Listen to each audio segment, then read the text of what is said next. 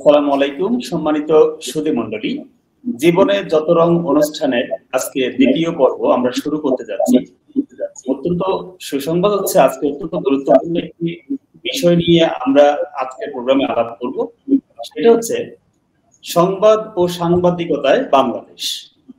বাংলাদেশের যারা সংবাদ মাধ্যমে কাজ করি আমরা অনেক কষ্ট করেই একদম প্রত্যন্ত অঞ্চল থেকে দেশ বিদেশ থেকে সেই একদম খবরের পেছনের খবরগুলো নিয়ে কিন্তু আমাদের মাঝে উপস্থাপন করছেন। সেই গোষ্ঠীটি হচ্ছে আমাদের সংবাদ কর্মী ভাইয়েরা। তো তাদের সকলকে নিয়ে, তাদেরকে যারা লিড দিচ্ছেন, তাদেরকে যারা নিয়ে কাজ করছেন, এমন একজন ব্যক্তির সাথে আজকে আমরা প্রোগ্রামে কথা বলবো, যিনি আমাদের সর্বজন শ্রদ্ধেয় একজন ব্যক্তিত্ব। আমি যাকে অনেক রেসপেক্ট করি, এই জায়গা থেকে যে উনি সাংবাদিকদেরকে দীর্ঘদিন যাবৎ কাজ করছেন। তিনি একজন কলম যোদ্ধা, সম্মানিত চেয়ারম্যান জার্নালিস্ট ফাউন্ডেশন সিনিয়র সদস্য ঢাকা সাংবাদিক ইউনিয়ন ইউজে এবং বর্তমানে পেশাগত দায়িত্ব পালন করছেন প্রধান নির্বাহী সম্পাদক হিসেবে ঘোষণা পত্রিকায়। আমাদের সাথে আজকে যিনি আছেন, আমি আজকের প্রোগ্রামে আমন্ত্রণ জানাচ্ছি। তিনি হচ্ছেন সম্মানিত অতিথি আজকে জনাব এস.এম. জহিরুল ইসলাম। স্যার, আপনাকে স্বাগত। ধন্যবাদ। জীবনের যত রং অনুষ্ঠানের সম্মানিত উপস্থাপক শামীম চৌধুরী, আপনাকে থ্যাংক ইউ ভেরি মাচ। আজকে আমরা যে বিষয়টি নিয়ে আপনার সামনে মুখোমুখি হয়েছি, বিষয়টি আমাদের দেশের জন্য অত্যন্ত গুরুত্বপূর্ণ। বাংলাদেশের ইতিহাসের সাথে সাংবাদিকতা ওতপ্রোতভাবে জড়িয়ে আছে এবং সাথে আপনি দীর্ঘদিন যাবত কাজ করছেন এবং এই সেক্টরটাকে উন্নয়নের জন্য বিশেষ করে আমরা সেই সমস্ত বিষয়গুলো নিয়ে অবশ্যই কথা বলবো। তার আগে প্রথমে আমরা কথা বলতে চাই আপনার শৈশব কৈশোরে জীবনটা কিভাবে আপনি কাটিয়েছেন, কোথায় কাটিয়েছেন, সেটা আমরা একটু শুনতে চাই। ধন্যবাদ। আমার জন্ম বরিশাল জেলার মুলাদী উপজেলার চরকালেখান ইউনিয়নে। আমার ছোটবেলা মানে প্রাথমিক বিদ্যালয়ের নাম ৫ নং চরকালেখান সরকারি প্রাথমিক বিদ্যালয়। সেখানে আমি লেখাপড়া করেছি ৫ম শ্রেণী পর্যন্ত এবং ৫ম শ্রেণীতে আমি উপজেলা পর্যায়ে যে বৃত্তি দেওয়া হয় সেখানে আমি ট্যালেন্ট পুলে বৃত্তি পেয়েছি। আমার হাই স্কুলের নাম গাছুয়া আব্দুল কাদের মাধ্যমিক বিদ্যালয়। সেখান থেকে আমি ১৯৮৯ সালে এইচএসসি পাস করেছি এবং পরবর্তীতে আমি মুলাদী যে ডিগ্রি কলেজ সেখান থেকে লেখাপড়া শেষ করেছি। ওকে, থ্যাংক ইউ ভেরি মাচ। অনেক সুন্দর সুন্দর, আমি প্রায় সময় ফেসবুকে বা সোশ্যাল মিডিয়া কোথায় দেখতে পাই আপনি খুব সাধারণভাবে আপনার গ্রামের বাড়িতে গিয়ে বা বাংলাদেশের প্রত্যন্ত অঞ্চলে গিয়ে আপনি খুব সুন্দরভাবে সবার সাথে মিশেন, সুন্দর সুন্দর গ্রামের পোস্ট গুলা দেন, প্রাকৃতিক পোস্ট গুলা দেন। এটা নিঃসন্দেহে একটা ভালো লাগার বিষয়। এখন প্রথম প্রশ্নটা হচ্ছে আমার কর্মজীবনের সাংবাদিকতা হওয়ার প্রেক্ষাপট নিয়ে আপনার কাছ থেকে আমরা জানতে চাই কিভাবে আপনি সাংবাদিকতাকে আপনি যোগ দিয়েছেন।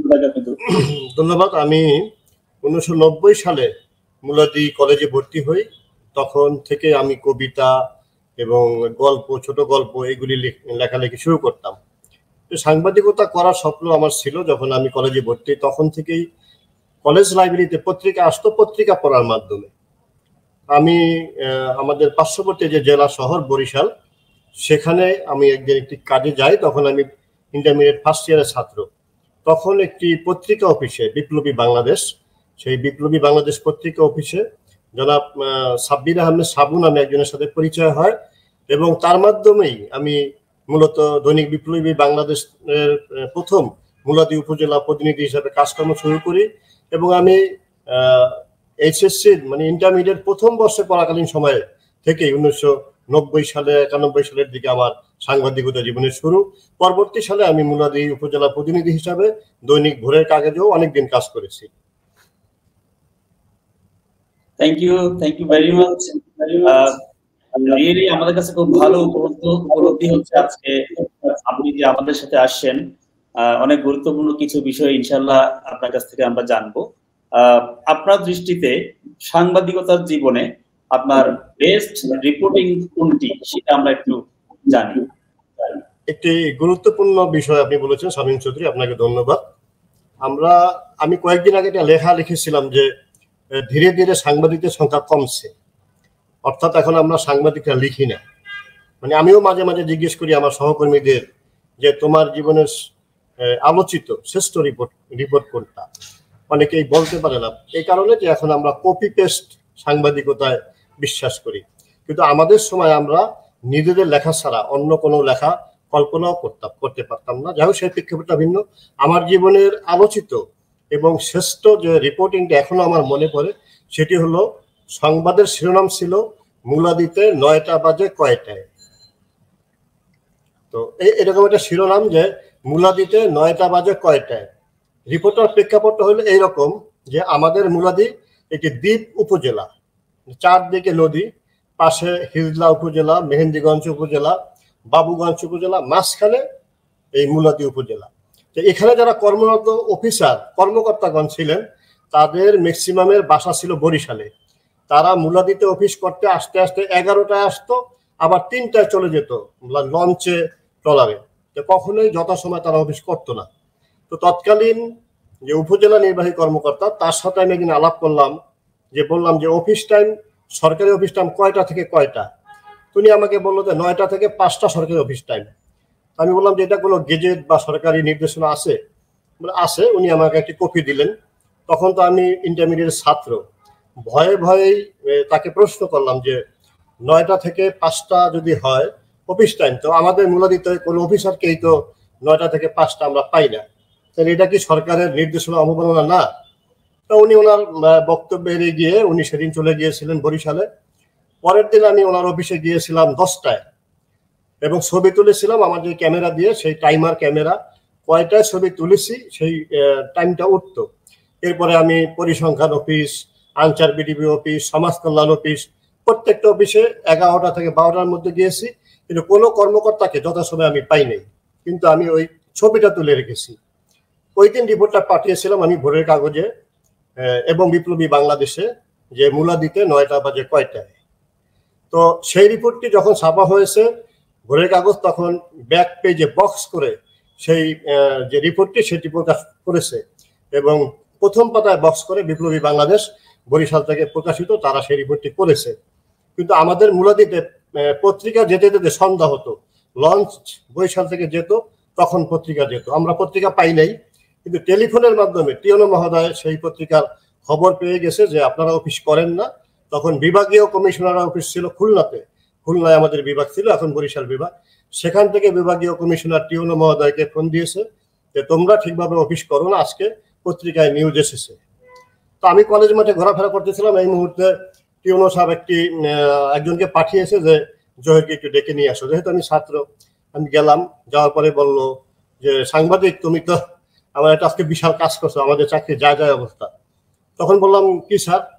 তো বললো যে তো কালকে কথা বলে গেল আর আজকে রিপোর্ট করে দিলা মুলাদিতে 9টা বাজে কয়টায়। আমি স্যার কালকে তো আপনাকে জিজ্ঞেস করছি, কাগজ নিছি, সেই কাগজের ভিত্তিতে আমি নিউজ করছি। যাই হোক, এটি ছিল তখন খুলনা বিভাগের, এখন বরিশাল বিভাগ হয়েছে। তখন খুলনা বিভাগের ওই সময়ের কমপক্ষে 1 বছর যাবৎ আলোচিত একটি সংবাদ যে মুলাদিতে 9টা বাজে কয়টায়।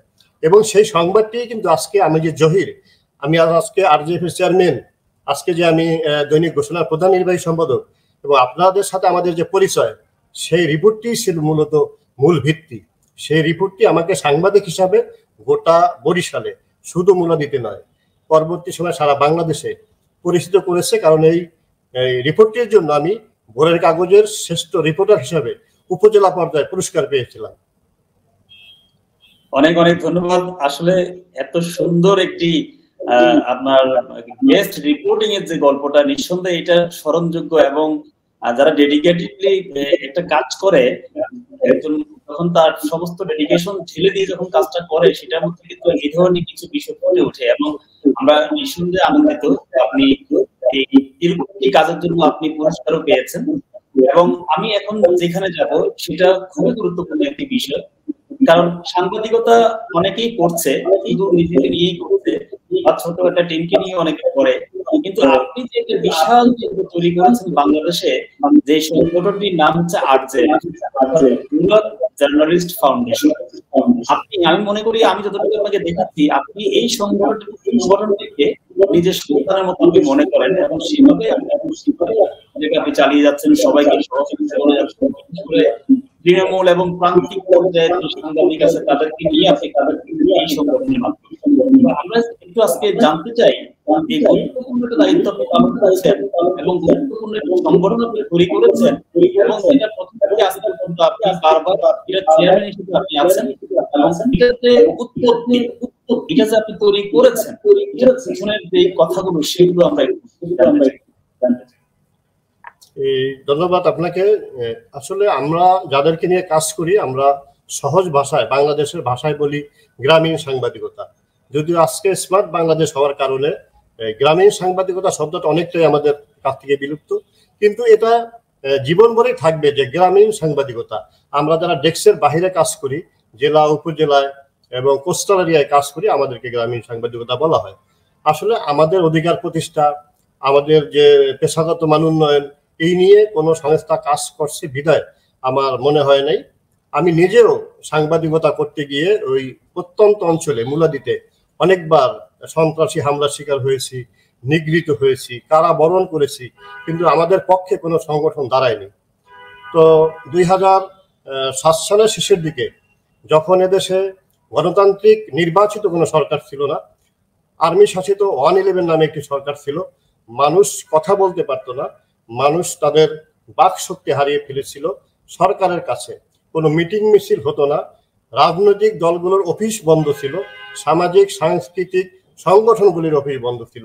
ঠিক তখনই আমরা কয়েকজন রিপোর্টার এই দেশের অধিকার প্রতিষ্ঠার জন্য, একটি গণতান্ত্রিক সরকার প্রতিষ্ঠার জন্য এবং সাংবাদিকদের অধিকার প্রতিষ্ঠার জন্য, প্রথমত এই গ্রামীণ সাংবাদিকদের এই সংগঠনটি আমরা করি, রুরাল জার্নালিস্ট ফাউন্ডেশন। যেই সংগঠনটির মাধ্যমে আমরা গণতান্ত্রিক সরকারের দাবিতে সারা বাংলাদেশে প্রায় 101টি সভা, সমাবেশ, সিম্পোজিয়াম তৎকালীন সময় করেছি। সেই আর্মিদের রক্ত চক্ষুকে উপেক্ষা করে, অনেক বাধা বিপত্তিকে উপেক্ষা করে আমরা করেছি। এবং আপনারা দেখেছেন যে 2008 সালে আমাদের সেই দাবির প্রেক্ষিতে বা আমাদের সেই যে যে পরিধি, তার প্রেক্ষিতে আমরা কিন্তু পরবর্তী সময় একটি গণতান্ত্রিক সরকার নির্বাচনের মাধ্যমে পেয়েছি। সেটা ছিল আমাদের প্রাথমিক কাজ। পরবর্তী সময় আমরা গ্রামীণ সাংবাদিকদের অধিকার প্রতিষ্ঠা, পেশাগত মান উন্নয়ন, এসব নিয়ে কাজ শুরু করেছি এবং 2007 সাল থেকে আজ অব্দি সেই কাজটি আমরা করেছি। আপনি লক্ষ্য করবেন যে আমাদের যে সংগঠন, সেই সংগঠনের নাম রুরাল জার্নালিস্ট ফাউন্ডেশন। বাংলাদেশে কোনো দেশের নাম নেই, মানে বাংলাদেশ শব্দটি নাই। আমরা পৃথিবীর যেখানে এই গ্রামীণ সাংবাদিক আছে, পৃথিবীর যেখানে এই রুরাল সাংবাদিকরা আছে, তাদের কল্যাণে আমাদের কার্যক্রম বিগত 17 বছর ভাবে চলমান। আপনিও আছেন আমাদের সেই কার্যক্রমের একজন সৈনিক, সে কারণে আপনাকে স্বাগতম এবং আমাদের এই ধারা অব্যাহত থাকবে। আমরা যখন নির্বাচিত, নিগৃহীত, নির্যাতিত হই, তখন কিন্তু কোনো বড় বড় সংগঠন আমাদের পক্ষে দাঁড়ায় না, আমাদেরকে বলে চাঁদাবাজ। আর তারা যখন নিগৃহীত হয়, তখন আমরা কিন্তু মাঠে থাকি। সুতরাং এই কমিউনিটি, যেই কমিউনিটির কোনো অভিভাবক নাই, যাদের কথা কেউ বলে না, যাদের পাশে কেউ দাঁড়ায় না, তাদেরকে আমরা পেশাগত মান উন্নয়নের জন্য, তাদের প্রশিক্ষিত সাংবাদিক হিসাবে গড়ে তোলার জন্য আর যে বিগত 17 বছর যাবতে আমাদের সাধ্য অনুযায়ী আমরা চেষ্টা করছি। আমাদের এই ধারা আগামীতেও অব্যাহত থাকবে ইনশাল্লাহ। অনেক অনেক ধন্যবাদ আপনাকে। বিশেষ করে তৃণমূল এবং প্রান্তিক পর্যায়ে সাংবাদিকদের নিয়ে আপনি যখন কাজ করেন, এই ক্ষেত্রে সবচেয়ে বড় চ্যালেঞ্জ আপনি কোন বিষয়টিকে মনে করেন? আপনি প্রশ্নটি আবার করুন আমাকে।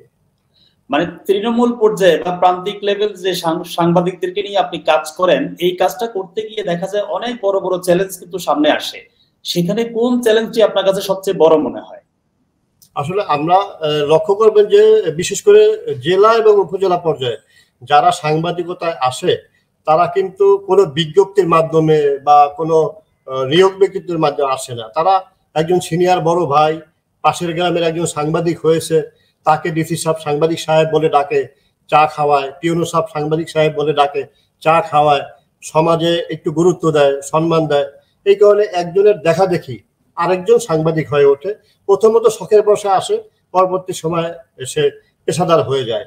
কেউ কবিতা লিখতে লিখতে গণমাধ্যমের সাথে সংযুক্ত হয়, একসময় আপনার সে সাংবাদিক হয়ে যায়।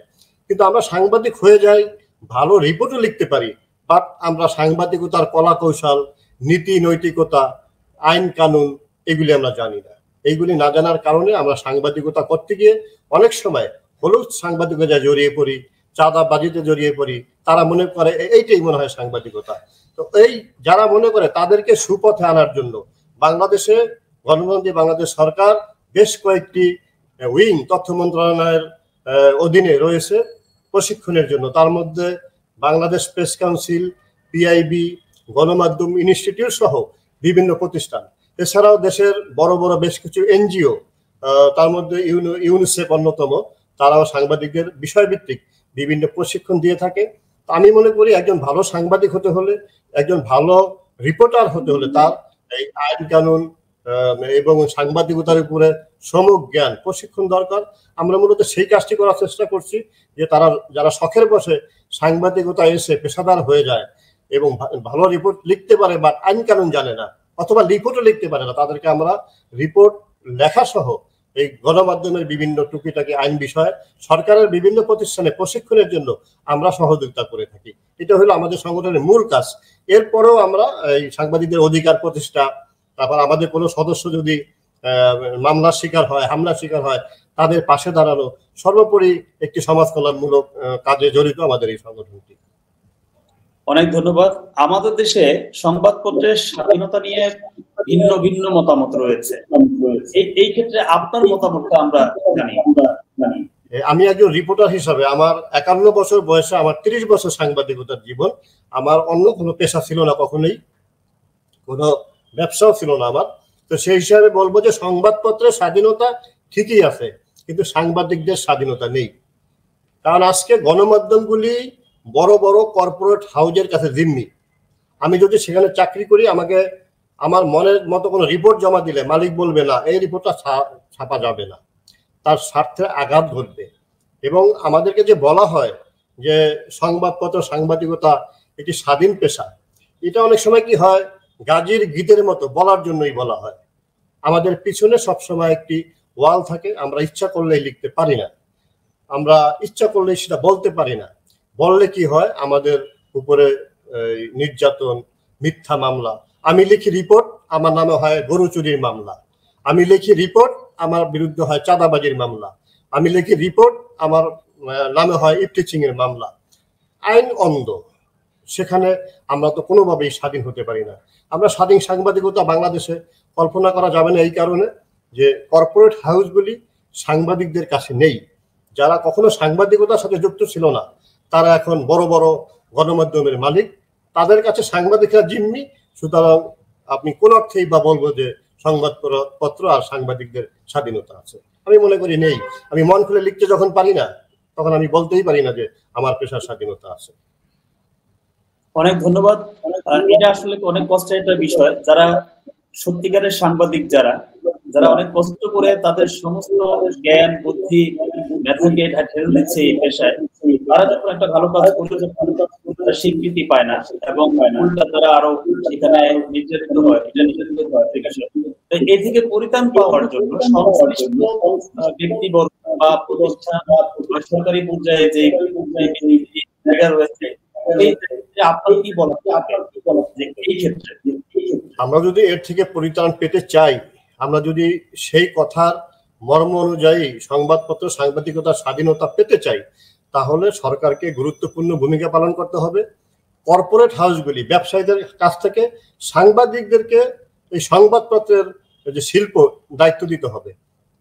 আজকে গ্রুপ অফ কোম্পানি 4 থেকে 5টা করে গণমাধ্যমের মালিক, তারা বিজ্ঞাপনও পায়। কিন্তু ছোট ছোট যারা পেশাদার সাংবাদিকতার মাধ্যমে গণমাধ্যমের মালিক হয়েছে, তারা দেখবেন রুগ্ন শিল্প, বিজ্ঞাপন বৈষম্যের কারণে তাদের পত্রিকাগুলি প্রচার সংখ্যা খুবই কম। কিন্তু আজকে যদি সব গণমাধ্যমগুলির এই বৈষম্য দূর হতো, যে সাংবাদিকদের হাতে থাকবে সংবাদপত্রের মালিকানা, তাইলে কিন্তু আজকে বিজ্ঞাপন বৈষম্য হতো না। আজকে কেউ দুর্বল সংবাদপত্র, কেউ আন্ডারগ্রাউন্ড সংবাদপত্র, কেউ বড় সংবাদপত্র, এমন হতো না।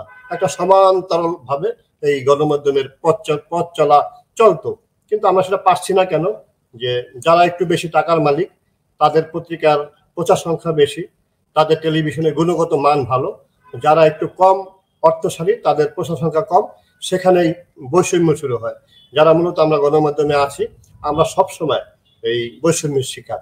এই বৈষম্যের শিকার থেকে যদি আমাদেরকে দূর করতে হয় তাহলে সরকারকে পেশাদার সাংবাদিকদের হাতে সাংবাদিকতা করার সুযোগ দিতে হবে।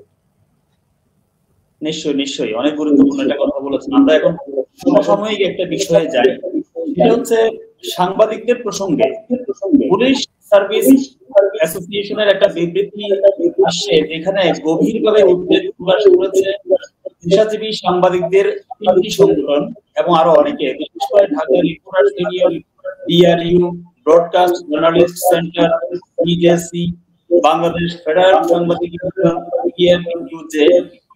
এই বিবৃতি সম্পর্কে আপনার মতামত?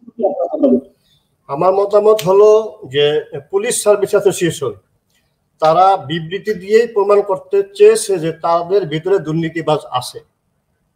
ইতিমধ্যে আমাদের অনেক সাংবাদিক সংগঠন বিবৃতির বিরুদ্ধে বিবৃতি দিয়েছে, কিন্তু আমরা রুরাল জার্নালিস্ট ফাউন্ডেশন বিবৃতি দিয়ে বিবৃতির প্রতিবাদ করতে চাই না। আমরা অনুসন্ধানী সাংবাদিকতার মাধ্যমে এই সব দুর্নীতিবাজদের মুখোশ উন্মোচন করতে চাই।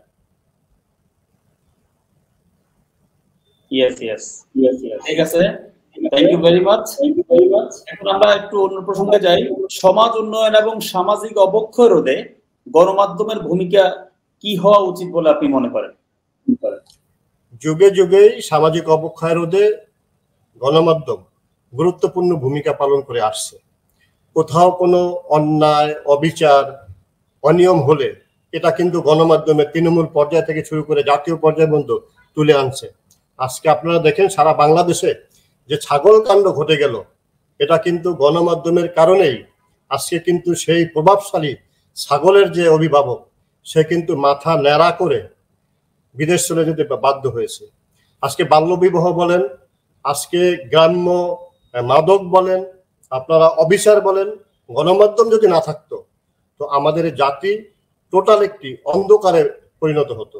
গণমাধ্যম আসে বিধেই সকালবেলা আমরা পত্রিকা খুলে দেখতে পারি কোথায় কোন অপরাধ হয়েছে, কোথায় কজন অপরাধী ধরা পড়েছে, কোথায় কয় কেজি গাঁজা ধরা পড়েছে। সামাজিক অবক্ষয় রোধে গণমাধ্যম সব সময় সোচ্চার ছিল, আগামীতেও থাকবে। হ্যাঁ, কেউ কেউ কোনো প্রভাবশালীরা গণমাধ্যমকে ভিন্ন খাতে প্রবাহ করার চেষ্টা করছে, তারা সফল হয়নি, আগামী দিনে কখনোই হবে না।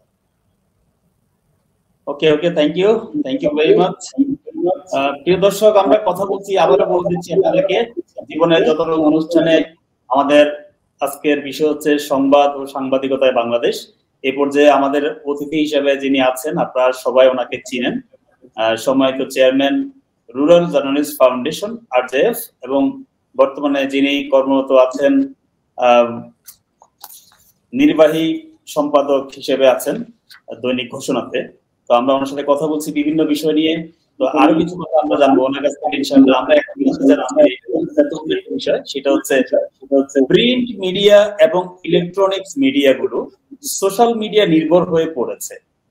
এই যে সোশ্যাল মিডিয়ার একচেটিয়া আধিপত্য বিস্তারের ক্ষেত্রে আমাদের গণমাধ্যম এবং সমাজে কোন ইতিবাচক বা নেতিবাচক প্রভাব পড়ছে বলে আপনি মনে করেন? ধন্যবাদ। গণমাধ্যমের সাথে সোশ্যাল মিডিয়ার সামঞ্জস্য নাই, কারণ সোশ্যাল মিডিয়া গণমাধ্যম নয়, সামাজিক যোগাযোগ মাধ্যম। এটা প্রয়োজনীয়তা আছে আমি মনে করি। তবে কিছু ক্ষেত্রে অপব্যবহারের কারণে, যে আজকে আপনি সামাজিক অবক্ষয় রোধের কথা বললেন, এই সামাজিক যোগাযোগ মাধ্যমের অবাধ যোগাযোগ মাধ্যমের কারণে আমরা কিন্তু সামাজিক অবক্ষয় রোধের মধ্যে পড়েছি। আমাদের সন্তানেরা গভীর রাতে দরজা বন্ধ করে এই সামাজিক যোগাযোগের মাধ্যমে কি দেখছে, কি করছে, সেটা কিন্তু আমাদের যাচাই বাছাই করার মতো কোনো পদ্ধতি নেই। আমরা ওই রুমে বসে দেখতে পাচ্ছি না যে এই রুমে আমার ছেলে কি দেখছে বা আমার মেয়ে কি করছে এই সামাজিক যোগাযোগ মাধ্যমে। এটার একটি রেস্ট্রিকশন, অর্থাৎ এটা নিয়ন্ত্রণ করা দরকার, যে অন্ততপক্ষে SSC পাস না করলে তার হাতে মোবাইল দেওয়া যাবে না, বা তারা এইগুলি দেখতে পারবে, এগুলি দেখতে পারবে না। আর আমাদের সামাজিক যোগাযোগ মাধ্যমে ওপেন, আপনি খুললে বিশ্বের সবকিছু ভালোও দেখতে পারবেন, খারাপও দেখতে পারবেন। কিন্তু আমাদের যে যুব সমাজ বা আমাদের যে প্রজন্ম তারা ভালোটার চেয়ে খারাপটাকেই লুফে নেয় বেশি।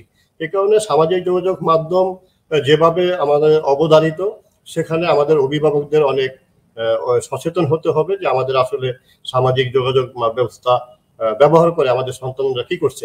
আপনি যে কথা বলছিলেন যে গণমাধ্যম আর এই সামাজিক যোগাযোগ মাধ্যম, সেখানে একটি অনলাইন যে গণমাধ্যম, সেই অনলাইন গণমাধ্যম নিয়ন্ত্রণহীন হয়ে পড়ায় আমরা যারা গণমাধ্যমে কাজ করি, অর্থাৎ আমরা যারা সাংবাদিকতা করি, আমরা অনেক বিপদে পড়ে আছি। এই কারণে যে একটি অ্যান্ড্রয়েড মোবাইল আছে, সে একটি অনলাইন পোর্টাল খুলে সেও নিজেকে ভিজিটিং কার্ড ছাপিয়ে পরিচয় দেয় আমি সাংবাদিক।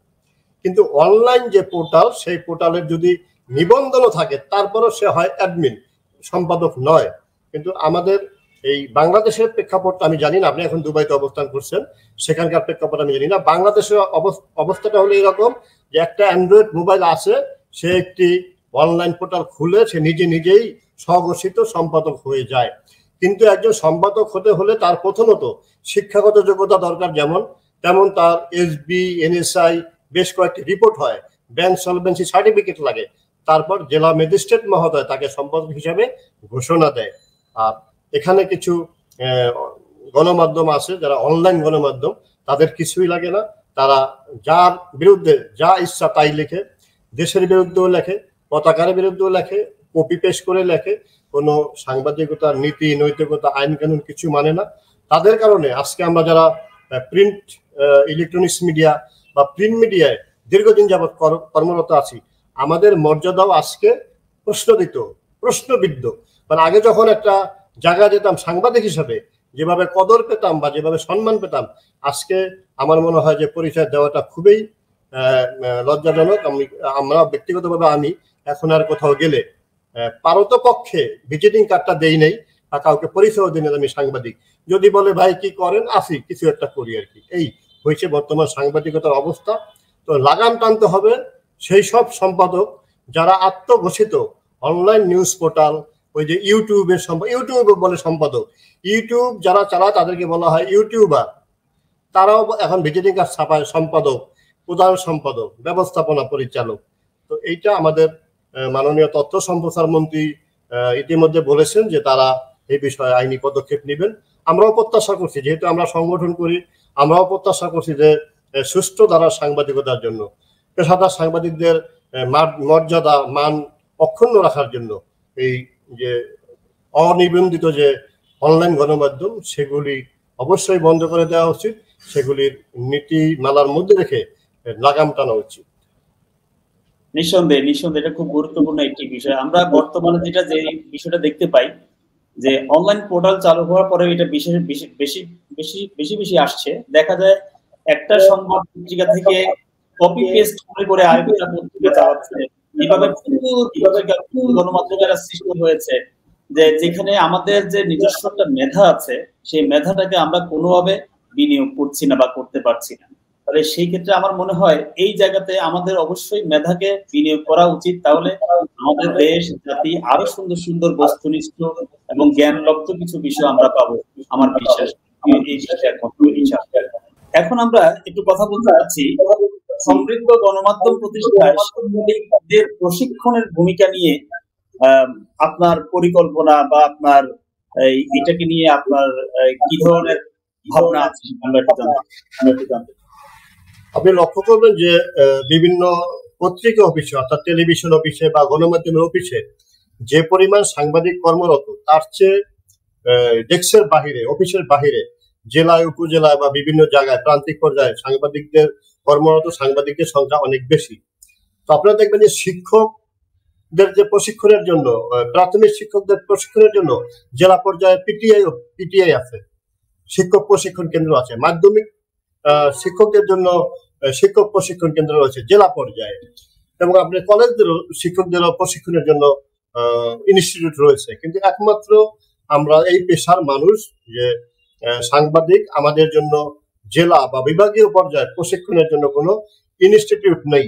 শুধু ঢাকায় পিআইবি বা জাতীয় গণমাধ্যম ইনস্টিটিউট, নিমকো বা প্রেস কাউন্সিল ঢাকায় অবস্থান করছে। তো একজন গ্রামীণ সাংবাদিক সে তো এমনি তার কর্মরত প্রতিষ্ঠান থেকে বেতন ভাতা বা কোনো অর্থনৈতিক সুবিধা পায় না, তাকে ঢাকায় এসে 3 দিন বা একদিনের প্রশিক্ষণ নিতে হলে তার ওই সংসার বা ব্যবসা বাণিজ্য থাকলে সেইগুলি রেখে তার অর্থনৈতিক ভাবে লস দিয়ে সময় লস করে তার ঢাকায় এসে প্রশিক্ষণ নিতে হয়।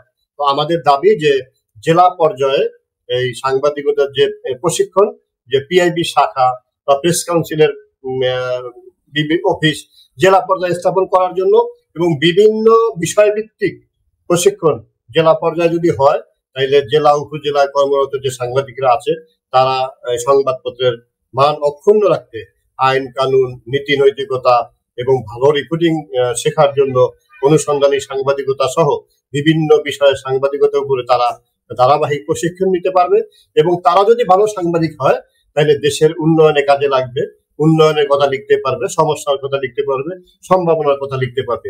আমি যদি না জানি তা আমি কি লিখবো? আমি তো কপি পেস্ট করবোই, কারণ আমি তো কিছু জানি না। এখন একটা সাংবাদিকতা শুরু হয়েছে যে পুলিশের প্রেস লিস্ট, র্যাবের প্রেস লিস্ট, থানার প্রেস লিস্ট কপি করে নিজের নামটা বসিয়ে পত্রিকা অফিসে পাঠিয়ে দেয়, সে সাংবাদিক।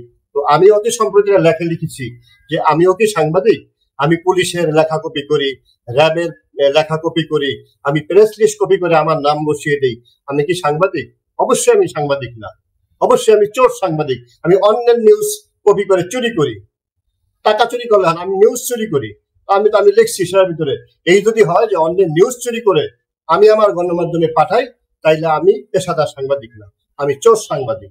তো আমরা চাচ্ছি যে আমাদের সদস্যদেরকে এই চোর সাংবাদিকতার যে নাম সেখান থেকে সরিয়ে এনে আমরা ভালো রিপোর্টিং শেখার ব্যবস্থা করব, ভালো আইন কানুন শেখার ব্যবস্থা করব।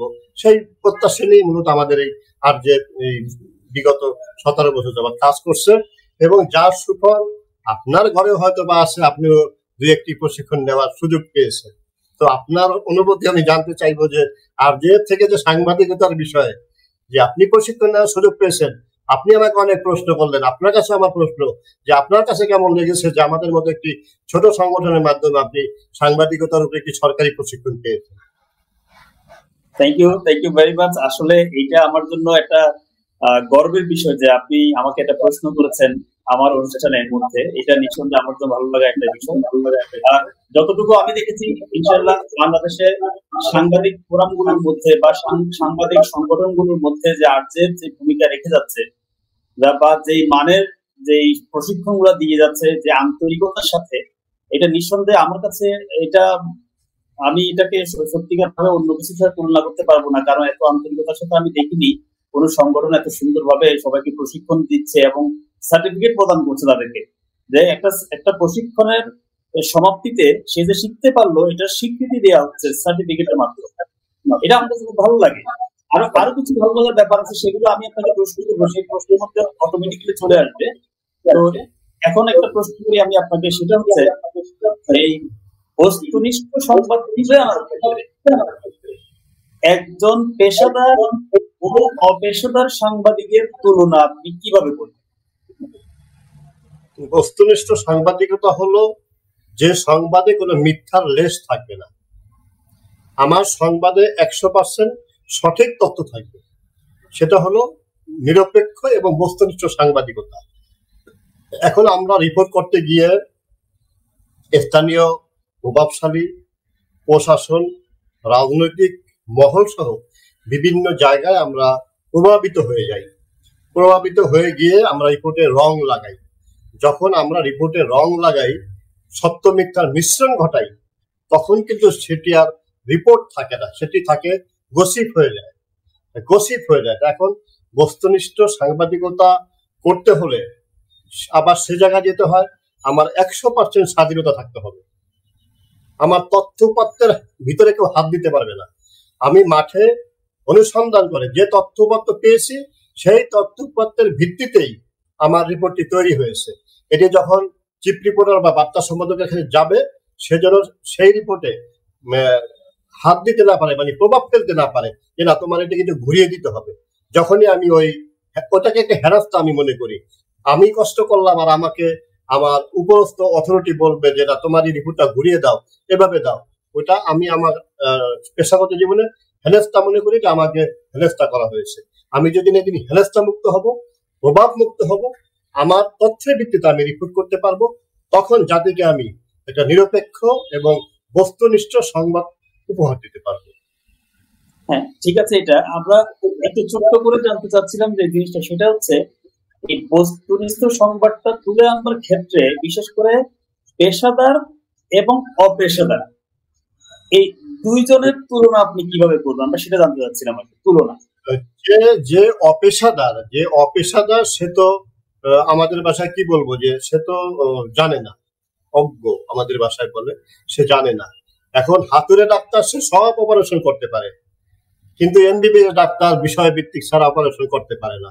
তো হাতুড়ে ডাক্তার যাই আপনাকে বলছেন যে অপেশাদার, সে তো হাতুড়ে ডাক্তার, সে আপনার মন্ত্রীর নিউজে যেভাবে লিখবে, আবার উপজেলা পর্যায়ে নেতার নিউজে সেভাবে লিখবে। তার মানে আপনার প্রশ্নের উত্তর হলো যে আমাদের পেশাদারিত্ব বজায়ের জন্য আমাদের যত্নশীল হতে হবে পেশার প্রতি, এবং যে অপেশাদারদের হাতে কখনোই কলম তুলে দেওয়া যাবে না। এটা একটা খুব মারাত্মক জিনিস কলম, এটা আপনারা জানেন যে তলোয়ারের চেয়ে বেশি ধারালো, এটা সবার হাতে তুলে দেওয়া যাবে না। এই কারণে আমি অভিনন্দন জানাচ্ছি বাংলাদেশ প্রেস কাউন্সিলকে, যে প্রেস কাউন্সিল ইতিমধ্যে সাংবাদিকদের ডাটাবেস শুরু করেছে, যে কে সাংবাদিক হবে। যদি আইনজীবী হতে হয় তাহলে আপনার যে কাউন্সিল, তাদের যে কাউন্সিল আছে সেখান থেকে সনদ নিতে হয়। ইতিমধ্যে প্রেস কাউন্সিলও, যেটা বার কাউন্সিল, প্রেস কাউন্সিলও উদ্যোগ নিয়েছে যে প্রেস কাউন্সিল থেকে সনদ নিয়ে সাংবাদিকতা পেশা যুক্ত হতে হবে, এবং বর্তমান সময় সমসাময়িক সময় যারা সাংবাদিকতা আসবে তাদের কমপক্ষে গ্রাজুয়েশন অর্থাৎ স্নাতক পাস হতে হবে। এটা হওয়া উচিত, কারণ আমি সংবাদপত্র সাংবাদিকতা সম্পর্কে সামান্যতম লেখাপড়া জানবো না, আমি আমার সম্মুখ কোনো সাধারণ জ্ঞান থাকবে না, কমন সেন্স থাকবে না, আমার গলায় একটা কার্ড থাকবে, আমার 4-5টা কার্ড ঝুলানো থাকবে, 3-4টা ক্যামেরা থাকবে, আমি সাংবাদিক। যে না জেনে সাংবাদিকতা করে সে হলো অপেশাদার, আর যে জেনে করে সে তো পেশাদার সাংবাদিক। সুতরাং আমাদের ভালো গণমাধ্যম, ভালো সাংবাদিকতা উপহার দিতে হলে আমাদের জানতে হবে এবং শিখতে হবে। অনেক ধন্যবাদ আপনাকে। আমরা এখন বিশেষ করে আরজেএফ এর সম্পর্কে আমরা আরেকটু জানি, যে আরজেএফ যে সংগঠনটি আপনি কি বলে উদ্ভাবক এবং এটার ফাউন্ডার, এবং এটার আপনি প্রথম থেকে এই পর্যন্ত আপনি চেয়ারম্যান হিসেবে আপনাকে নির্বাচিত করে আসে সকল আপনার প্রতিষ্ঠান যারা আছে সবাই। তো এখন আরজেএফ এর মূল যে কাজগুলো আপনারা করেন, সেই কাজগুলো যদি আমাদেরকে পয়েন্ট ওয়াইজ একটু অল্প সময়ের মধ্যে বলতেন। আমাদের 1 নম্বর পয়েন্ট ছিল আমরা বাংলাদেশে প্রশিক্ষিত একটা সাংবাদিক সমাজ চাই। এই যে অপেশাদার শব্দটা আপনি বললেন, কেউ যেন বলতে না পারে যে অপেশাদার সাংবাদিক রয়েছে। সাংবাদিকরা থাকবে সব পেশাদার, এবং সংবিধান বলেছে যে সাংবাদিকরা জাতির বিবেক, জাতির বিবেকের মর্যাদা যেভাবে হওয়া উচিত আমাদের মর্যাদা সেভাবে আমরা পুনরুদ্ধার চাই। একসময় সাংবাদিক শুনলে মানুষ যেভাবে সম্মান শ্রদ্ধা করতো, আমরা সেই সময়টাকে ফিরিয়ে আনতে চাই।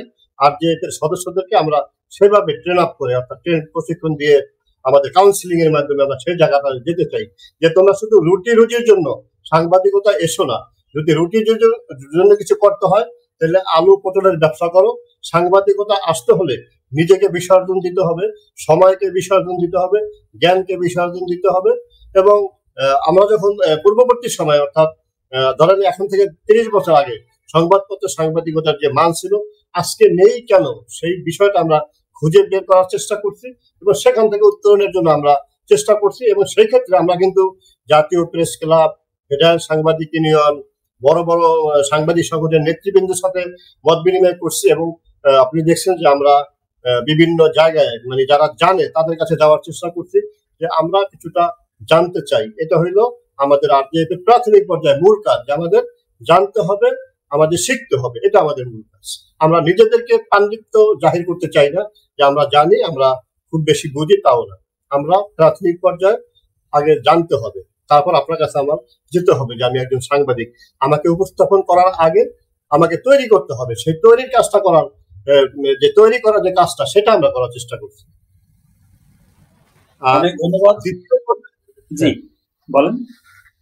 দ্বিতীয় পর্যায়ে হলো যে আমাদের দেশে সাংবাদিক হত্যা, নির্যাতন এবং পেশাগত জীবনে বৈষম্য, চাকরিচ্যুত বিভিন্ন সমস্যা থাকে। সেই সব সমস্যাগুলি আমরা সমন্বিত আন্দোলনের মাধ্যমে আমরা সমাধান করতে চাই। অনেকের চাকরি থাকে না, অনেকের বেতন পায় না, অনেকের বিজ্ঞাপনের কমিশন সংকট, এই নানা সমস্যা। সেই সমস্যাগুলিকেও আমরা আমাদের যারা ঊর্ধ্বতন আরো বড় বড় সংগঠন আছে তাদের সাথে সমন্বয় করে আমরা এটা সমাধান করতে চাই। আরেকটি বিষয় আপনি লক্ষ্য করছেন যে আরজেএফ একটি রেজিস্টার্ড জাতীয় সংগঠন, সেখানে আমরা কিন্তু সাংগঠনিক যে প্রক্রিয়া সেটা খুব মানি। মানে আমি ইচ্ছা করলে ঘরে বসে একজনকে একটা পদ দিতে পারি না, ইচ্ছা করলে পোস্টার ছাপিয়ে একজনকে একটা পদের অধিকারী করে দিতে পারি না। আমাদের প্রতিটি কমিটির জন্য কাউন্সিল করতে হয়, জেলা উপজেলা পর্যায়ে সম্মেলন করতে হয় এবং যোগ্য নেতৃত্ব আনার জন্য আপনারা দেখেছেন যে গত 28 অক্টোবর বাংলাদেশের 72টি দলের মহাসমাবেশ ছিল। দেশের অন্যতম যে দল বিএনপি, সেই বিএনপিরও মহাসমাবেশ, সেখানে পরিসত্তা একটি অরাজকতার মধ্য দিয়ে আমরা কিন্তু সেদিন জাতীয় প্রেস ক্লাবে আমাদের কাউন্সিল করেছি। কারণ আমাদের একটি কমিটমেন্ট আছে যে আমাদের ব্যানারে যদি লেখা থাকে 3টায় প্রোগ্রাম শুরু হবে, তাহলে 3টাই শুরু হয়ে গেছে। শামীম চৌধুরী কখন আসলো না আসলো সেটা আমাদের দেখার বিষয় না, প্রোগ্রাম শুরু হয়ে যাবে। আবার 28 তারিখে আমাদের কাউন্সিলের ডেট ছিল। এই দেশের পরিস্থিতি কি হয়, রাজনৈতিক দলগুলি কি করে, সেগুলি আমরা নজর না দিয়ে আমরা কিন্তু যথাসময়ে আমাদের সেই কাউন্সিল আমরা কিন্তু সম্পন্ন করেছি এবং সেই কাউন্সিলে শামীম চৌধুরী আন্তর্জাতিক সম্পাদক নির্বাচিত হয়েছে। তো যাই হোক, আমরা একটা অনেক ধন্যবাদ মাধ্যমে আমরা একটা থাকতে চাই যে কিছু সংগঠন ইতিমধ্যে ঢাকায় আছে বা ঢাকার বাহিরেও লক্ষ্য করছি যে ফেসবুকে একটা ছবি দিয়েই একজনকে ভাইস চেয়ারম্যান, একজনকে যুগ্ম সম্পাদক করে দিতে পারে। আমরা সেটা করতে পারি না, সেটা আমরা করি না। আর আমরা একটা সাংগঠনিক ধারাবাহিকতার মাধ্যমে এগিয়ে যেতে চাই। যেহেতু আপনি এখন দেশের বাহিরে বসে কথা বলছেন, আপনিও জানেন যে দেশের বাহিরে আমাদের বেশ কয়েকটি শাখা রয়েছে। ভারতবর্ষ, মালয়েশিয়া সহ বিভিন্ন জায়গায় আমাদের বেশ কয়েকটি শাখা রয়েছে। আমরা অনলাইনের মাধ্যমে একই ধারাবাহিকতায় তাদেরকেও তাদের দেশের সরকারের সাথে যোগাযোগ করে প্রশিক্ষণ ক্ষেত্রে, পেশাদারিত্বের ক্ষেত্রে সহযোগিতা নেওয়ার জন্য আমরা কিন্তু কাজ করে যাচ্ছি। কারণ একটি কথা আজকে বলতে হয় যে যিনি আমাদের এই সংগঠনটির রেজিস্ট্রেশন দিয়েছিলেন, যে রেজিস্ট্রার, ওই আমার নামের সংগঠনের নামের পিছনে বাংলাদেশ ছিল, উনি আমাকে বললেন যে মিস্টার জহির, আপনি এটা ভালো কাজ করতে যাচ্ছেন, তো একটি দেশকে নিয়ে কেন, মানচিত্রকে নিয়ে কেন, বিশ্বের যেখানে গ্রামীণ সাংবাদিক আছে, যে পর্যায়ে যেখানে আছে, সবাইকে নিয়ে আপনি ঐক্যবদ্ধ করে একটি ভালো কাজ করেন, আপনি কি সাড়া পাবেন। সে নিজের হাতে সেই বাংলাদেশ শব্দটি কেটে দিয়ে মানে বলছিল যে সারা বিশ্বের বাংলা ভাষাভাষী হোক, অন্য ভাষাভাষী হোক, যে তৃণমূল পর্যায়ের প্রান্তিক সাংবাদিকরা আছেন, তাদের কল্যাণে আপনি কাজ করেন। একদিন হয়তো বা আপনার সময় না, এক সময় এটি বিশ্বের মডেল একটি সংগঠন হবে। তো আজকে উনি রিটায়ার করেছেন, ওনার জন্য আমার শুভকামনা রইল। উনি জয়েন্ট স্টকের সরকারের অতিরিক্ত সচিব ছিলেন এবং জয়েন্ট স্টকের উনি রেজিস্ট্রার ছিলেন। অনেক ধন্যবাদ আপনাকে। আমরা এখন একটা গুরুত্বপূর্ণ বিষয় নিয়ে একটু আপনার আলাপ করতে চাই। বিশেষ করে আমি যেটা দেখেছি, আরজেএফ সংগঠনটি যে চেষ্টা করে যে সমস্ত প্রান্তিক লেভেলের সাংবাদিকরা আছে বা সাংবাদিকরা যারা আছে তারা অসুস্থ হয়ে যায় বা অপমুক্ত হয়ে যায় বা অত্যাচারের শিকার, তাদেরকে আপনারা কিন্তু বিভিন্ন সহযোগিতা করে থাকেন। নিঃসন্দেহে এই আরজেএফের পক্ষ থেকে আমি মনে করি এই সংগঠনটি থাকার কারণে কিন্তু এই মানুষগুলা একটা আশা খুঁজে পায় যে আমি যদি কোনো একটা সময় দেখা যায় যে আমার পরিস্থিতি, আমার সমস্ত কিছু করে চলে গেল, কিন্তু আমার সংগঠন আমার পাশে এসে দাঁড়ালো। এই যে একটা মানবিকতা আপনাদের চালু করেছিল, এই জিনিসটা নিঃসন্দেহে ভালো লাগার একটা বিষয়। শুধু সাধুবাদ দেওয়ার দরকার নেই, আপনারা যারা কাজ করছেন আপনাদেরকে থ্যাংক দিয়ে ছোট করার কোনো সুযোগ নেই। এটা নিঃসন্দেহে একজন মানুষ এবং মানবতার জন্য অনেক বড় একটা উদ্ধার। এই বিষয়ে আপনার কাছ থেকে একই শুনতে। ধন্যবাদ। আসলে আমাদের সরকারি বা বেসরকারি পর্যায়ে আমাদের কোনো ফান্ড নেই 17 বছরে। আমাদের সদস্যদের টাকায় আমাদের ছোট্ট যে প্রয়াস, সেটা হলো আমাদের কোনো সাংবাদিক যদি অসুস্থ হয়, মারা যায়, তার পাশে আমাদের সাধ্য অনুযায়ী দাঁড়াই। সবচেয়ে বড় যে আমাদের কর্মসূচি সেটা হলো যে আমাদের সদস্যদের কোনো সন্তান যদি পাবলিক বিশ্ববিদ্যালয়ে চান্স পায়, ভর্তি হওয়ার সুযোগ পায়, কিন্তু অর্থাভাবে সে ভর্তি হতে পারছে না, তাইলে আমরা আমাদের সদস্যদের কাছ থেকে টাকা সংগ্রহ করে, অর্থ সংগ্রহ করে আমরা তাকে ওই পাবলিক বিশ্ববিদ্যালয়ে ভর্তি করার সুযোগ দিয়ে দেই এবং তার আগামী ভবিষ্যৎ গড়ার জন্য তার যে বিশ্ববিদ্যালয়ে পড়ার সময়কালীন সময় আমরা আমাদের সাধ্যমতো তার পাশে দাঁড়াই।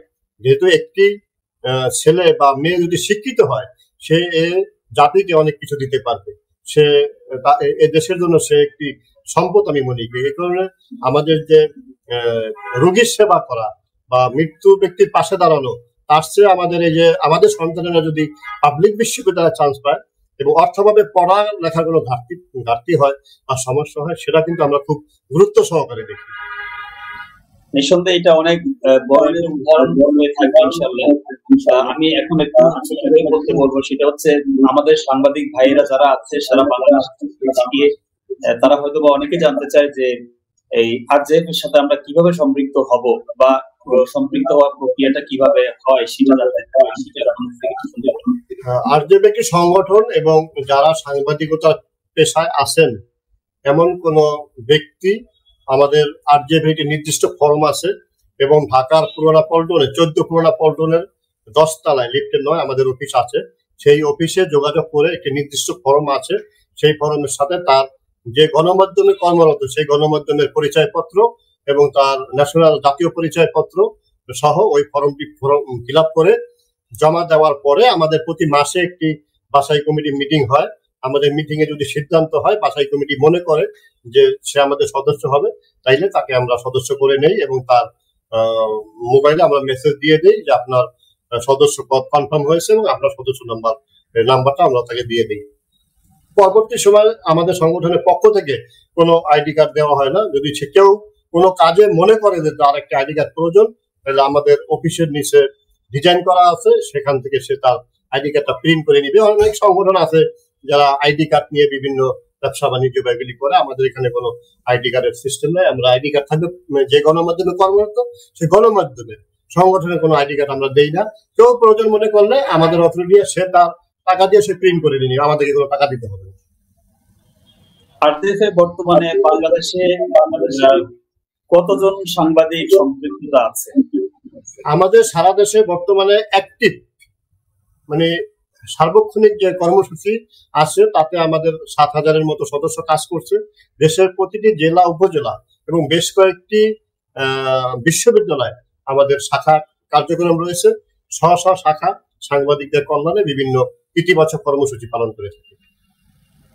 আমি এখন আরজেএফ এর একটা খুব বড় একটা সফলতা আমি শুনতে চাইবো আপনার কাছে, যেটা আমি আপনার সাথে আলাপ করতে গিয়ে শুনেছিলাম যে আরো আগের প্রথম দিকের কথা, একজন কুমিল্লাতে একটা ছেলের বাবার ফাঁসি হয়েছে। সেই ফাঁসিটাকে যে আরজেএফ সংগঠনের মাধ্যমে আপনি এটাকে এই রোধ করতে পেরেছিলেন, কারণ এটা একটা কি বলে অবৈধ একটা ফাঁসি ছিল।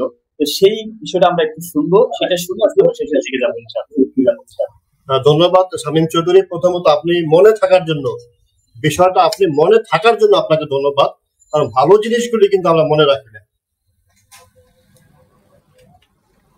আমাদের 2008 সালের 20 ফেব্রুয়ারি জাতীয় প্রেস ক্লাবে একটি মুক্তিযুদ্ধ সমাবেশ ছিল আরজেএফ এর উদ্যোগে।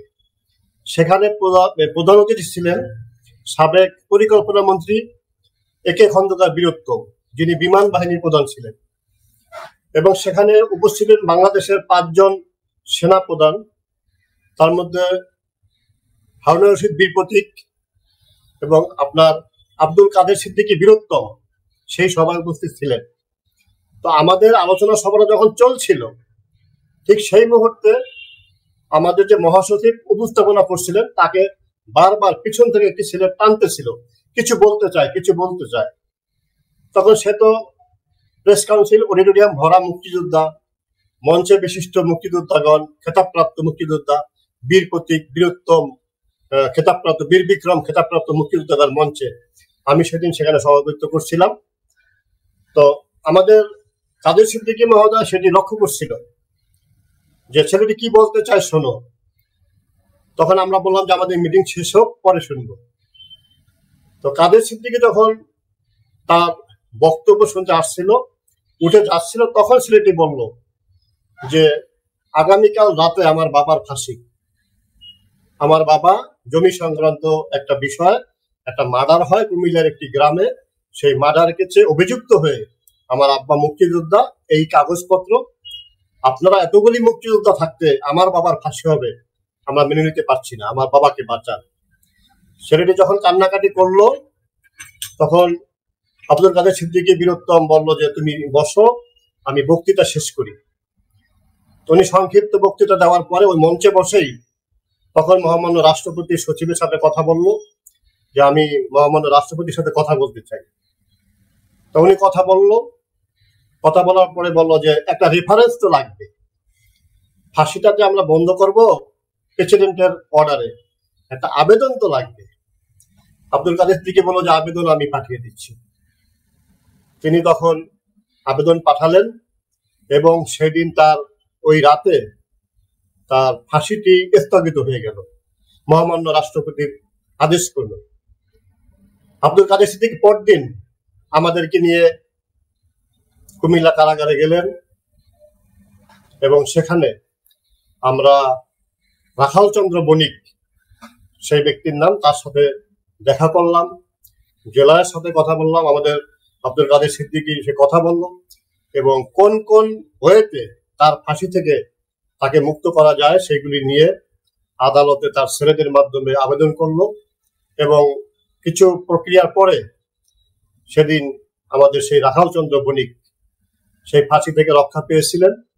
তো আমরা মনে করি যে আমাদের আরজেএফ এর 17 বছরের বেশ অর্জন। আপনি যদি গল্প শোনেন তাহলে গল্পের মতোই লাগবে, অনেক সময় শুনতে অনেক সময় অনেক ঘটনার মজাও পাবেন। এই ঘটনা যদি গল্পের মতো অনেকক্ষণ বলতাম তাহলে আরো মজা পেতেন, কিন্তু যেহেতু একটি সাক্ষাৎকার একটু সময় বাধা আছে, তো সেদিন রাখাল চন্দ্র বণিক সেই মামলা থেকে সেই ফাঁসি থেকে রক্ষা পেয়েছিলেন। পরবর্তীতে আদালতের মাধ্যমে সেই মামলা থেকেও বেকসুর খালাস পেয়ে সে জামিন হয়ে বের হয়েছিলেন। তার 3 থেকে 4 বছর পরে রাখাল চন্দ্র বণিক তার বার্ধক্যের কারণে মারা গেছে। তো সেটা আমাদের একটা ইতিহাস। এইসব ইতিহাস এখন আমরা বলি না। এটা তুমি কেন বলি না? যে এদেশের ইতিহাসের মূল্যায়ন নেই, এদেশের দালাল আর চামচামেদের মূল্যায়ন।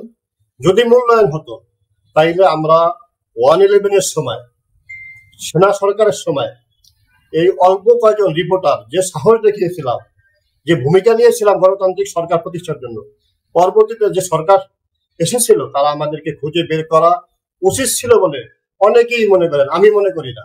আমাদের সাথে যারা কাজ করছেন তারা অনেকেই মনে করেন যে আরজেএফকে খুঁজে বের করে তাদেরকে মূল্যায়ন করা উচিত ছিল। কিন্তু আমরা ব্যক্তিগতভাবে কারো কাছে যাইও না, আর কেউ আমাদেরকে খোঁজেও না, কিন্তু দেখা হইলে বলে যে আরজেএফ এর কারণে সেদিন কিন্তু আমরা গণতান্ত্রিক সরকারের মুখ দেখতে পাচ্ছিলাম। আমরা অনেকের কাছে কৃতজ্ঞ, তারা বলে, যেমন আজকে আমাদের মহান জাতীয় সংসদের হুইপ নজরুল ইসলাম বাবু, আলহাজ নজরুল ইসলাম বাবু, তিনি 2500-এর এমপি, তিনি তখন আমাদের সাথে কাজ করছিলেন। আজকে উনি যখন হুইপ হয়েছিলেন, আমরা যখন সংসদে গিয়েছিলাম, সবার সামনে বলেছিল যে আজকে যে আমি সংসদ সদস্য বা 111-এর সময় পরবর্তী যে সরকার, সেখানে আরজেএফ এর এবং আরজেএফ এর জহিরের গুরুত্বপূর্ণ ভূমিকা ছিল, আমরা আসলে মূল্যায়ন করতে পারিনি। আমরা মূল্যায়ন চাই না, কাজের স্বীকৃতিও চাই না। আমরা মানসিক এবং মানবিক প্রশান্তি চাই, যে একটি 111-এর মতো একটি দুঃসাহসিক, যেখানে আমরা নিপীড়িত নির্যাতিত ছিলাম, রাতের অন্ধকারে 66 টাকা মোটা চালের কেজি হয়ে গেল, অনেক পুলিশ প্রশাসনকে আর্মির সিপাহীরা নির্যাতিত করেছে, একটি গণতান্ত্রিক রাষ্ট্রে আমরা মেনে নিতে পারছিলাম না। এ কারণে আমরা মাঠে ছিলাম। কি পেলাম আর কি পেলাম না সেটা আমাদের বড় কথা না। আজকে যারা মন্ত্রিসভায় আসেন বা এর আগে সরকারে ছিলেন, সবাই আমাদের এই মঞ্চে এসে 2-4টি কথা বলার মতো সুযোগ পেয়েছিলেন এবং বলেছেন। এবং আমরা দেখেছি যে আমরা অনেকগুলি সেমিনারে যারা কথা বলার সুযোগ পায় না, তারাও সরকারের অনেক বড় বড় পদে গেছেন। আমরা কিন্তু আমাদের জায়গায় আছি। আমাকে অনেকে প্রশ্ন করে যে আপনি তো আপনার জায়গায় আছেন, আরজেএফ জায়গায় আছে। তখন আমি বলি যে প্রাথমিক বিদ্যালয়ের জায়গায় থাকে, প্রাথমিক বিদ্যালয়ের শিক্ষকরা ওখানেই থাকে, প্রাথমিক বিদ্যালয়ের ছাত্ররা বিশ্ববিদ্যালয়ের ভিসি হয়, কিন্তু প্রাথমিক বিদ্যালয়ের শিক্ষকরা কখনোই হাই স্কুলের মাস্টার হতে পারে না, ওখান থেকেই তারা বিদায় নেয়। আমরা আর যে আজকে আমরা এখান থেকে বিদায় নিতে চাই, সাথে আমরা শামীম চৌধুরীকেও রাখতে চাই। Thank you very much. আমরা অনেকগুলো বিষয় শুনলাম। ভালো লাগা একটা বিষয় হচ্ছে যে আপনি এমন একটি সংগঠন দাঁড় করিয়েছেন যে এই সংগঠনের সাথে শুরু থেকে এই পর্যন্ত বাংলাদেশে যারা নীতি নির্ধারক, বাংলাদেশকে যারা নেতৃত্ব দিচ্ছেন, আমরা এমপি বলি, মন্ত্রী বলি, এই ধরনের সকল ব্যক্তিরাই কোনো না কোনো ভাবে সম্পৃক্ততা আছে। আমাদের বিচারপতি মহোদয়রা আছেন, এরকম অনেকেই কিন্তু আমাদের সাথে আছেন, রাজনীতিবিদরা আছেন এই সংগঠনের সাথে। তো নিঃসন্দেহে এটা আমি আপনাকে অনেক বেশি শ্রদ্ধা জানাচ্ছি এমন একটি সংগঠন উপহার দেওয়ার জন্য বাংলাদেশকে, যেটার মাধ্যমে সুন্দর সাংবাদিকতা উঠে আসতেছে, শিক্ষিত সাংবাদিকতা উঠে আসতেছে, সুস্থ ধারার সাংবাদিকতা চর্চা হচ্ছে এটার মাধ্যমে, এবং সাংবাদিকরা, নিপীড়িত সাংবাদিক যারা, তারা তাদের সহযোগিতা পাচ্ছে। অনেকগুলো বিষয় কিন্তু এখান থেকে উঠে আসে, যেটা আমি নিজেই কিন্তু দেখতে পাচ্ছি। কারণ আপনাদের সকলের সহযোগিতায় আমি আরজেএফ এর আন্তর্জাতিক বিষয়ক সম্পাদকের বিষয়ের দায়িত্বটা আমি সবার কাছ থেকে পেয়েছি। তো নিঃসন্দেহে এটা ভালো লাগা একটি বিষয় কাজ করছে আমার কাছে।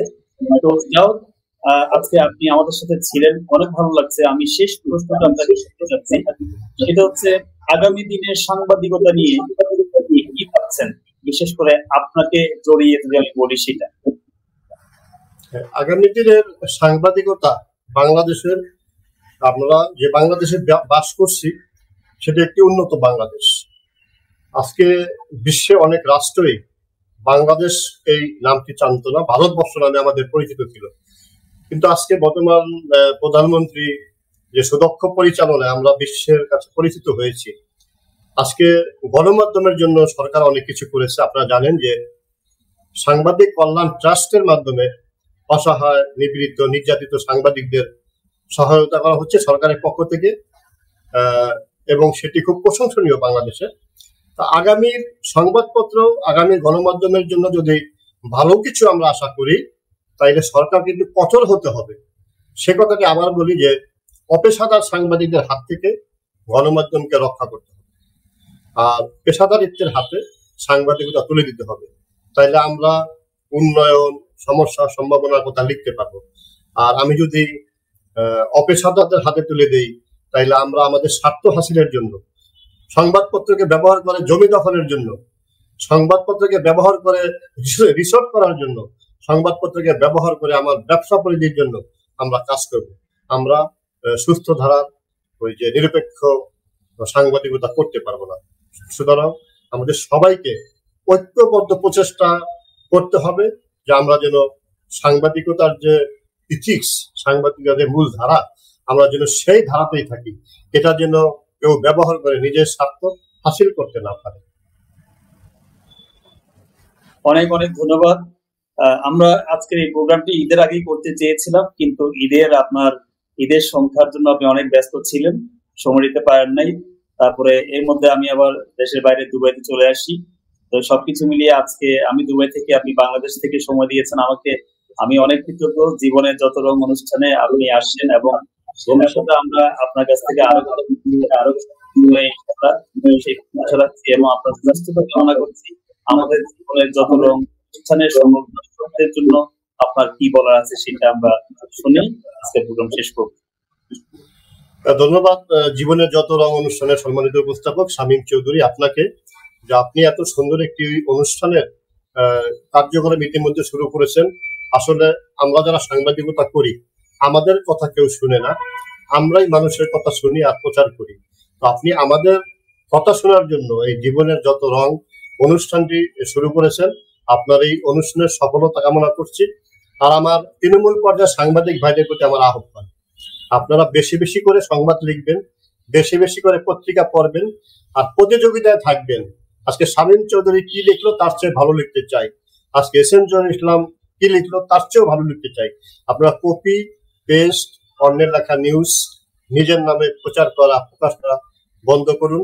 একজন ভালো সাংবাদিক হওয়ার জন্য পরিশ্রম করুন। আপনারা প্রশিক্ষিত সাংবাদিক হন, আরজেএফ এর সাথে থাকুন। ধন্যবাদ সবাইকে, শুভকামনা সবার জন্য। অনেক অনেক ধন্যবাদ আপনাকে আমাদেরকে সময় দেওয়ার জন্য।